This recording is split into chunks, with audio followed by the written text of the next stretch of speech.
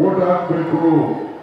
ಪ್ರಜಾಸತ್ವ ಉಳಿದ್ರೆ ಮಾತ್ರ ನಾವೆಲ್ಲರೂ ಉಳಿಯಲಿಕ್ಕೆ ಸಾಧ್ಯ ಆಗ್ತದೆ. ನರೇಂದ್ರ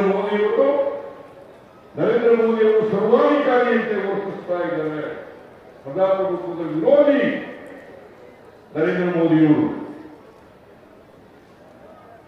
ಯಾಕೆಂದ್ರೆ ಅವರು ಇದ್ದರನ್ನ ಸಿದ್ಧಾಂತದಲ್ಲಿ ನಂಬಿಕೆ ಇಟ್ಟಿರ್ತಕ್ಕಂಥವರು ನರೇಂದ್ರ ಮೋದಿ.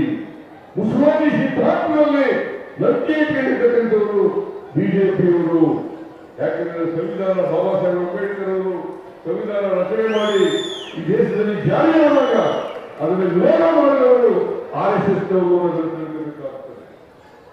ಅದಕ್ಕೋಸ್ಕರ ಸಂವಿಧಾನ ರಕ್ಷಣೆ ಆಗಬೇಕಾದ್ರೆ ಪ್ರಜಾಪ್ರಭುತ್ವ ಉಳಿಬೇಕು ಅನ್ನೋದಾದ್ರೆ ಕಾಂಗ್ರೆಸ್ ಗೆಲ್ಲೇಬೇಕು.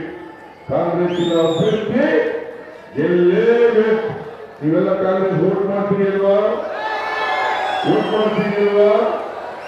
ವೋಟ್ ಹಾಕಬೇಕು. ಪ್ರಜಾಸತ್ವ ಉಳಿದ್ರೆ ಮಾತ್ರ ನಾವೆಲ್ಲರೂ ಉಳಿಯಲಿಕ್ಕೆ ಸಾಧ್ಯ ಆಗ್ತದೆ. ನರೇಂದ್ರ ಮೋದಿಯವರು ಸರ್ವಾಧಿಕಾರಿಯಂತೆ ವರ್ತಿಸ್ತಾ ಇದ್ದಾರೆ. ಪ್ರಜಾಪ್ರಭುತ್ವದ ವಿರೋಧಿ ನರೇಂದ್ರ ಮೋದಿಯವರು. ಯಾಕೆಂದ್ರೆ ಅವರು ಇದ್ದರನ್ನ ಸಿದ್ಧಾಂತದಲ್ಲಿ ನಂಬಿಕೆ ಇಟ್ಟಿರ್ತಕ್ಕಂಥವರು ನರೇಂದ್ರ ಮೋದಿ. ಮುಸಲ್ಮಾನಿ ಸಿದ್ಧಾಂತದಲ್ಲಿ ನಂಬಿಕೆ ಇಟ್ಟಿರ್ತಕ್ಕಂಥವರು ಬಿಜೆಪಿಯವರು.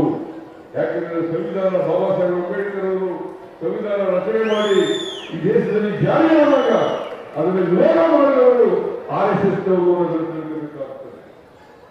ಅದಕ್ಕೋಸ್ಕರ ಸಂವಿಧಾನ ರಕ್ಷಣೆ ಆಗಬೇಕಾದ್ರೆ ಪ್ರಜಾಪ್ರಭುತ್ವ ಉಳಿಬೇಕು ಅನ್ನೋದಾದ್ರೆ ಕಾಂಗ್ರೆಸ್ ಗೆಲ್ಲೇಬೇಕು. ಕಾಂಗ್ರೆಸ್ಸಿನ ಅಭ್ಯರ್ಥಿ ಗೆಲ್ಲೇಬೇಕು. ನೀವೆಲ್ಲ ಕಾಂಗ್ರೆಸ್ ವೋಟ್ ಮಾಡ್ತೀರಿ ಅಲ್ವಾ?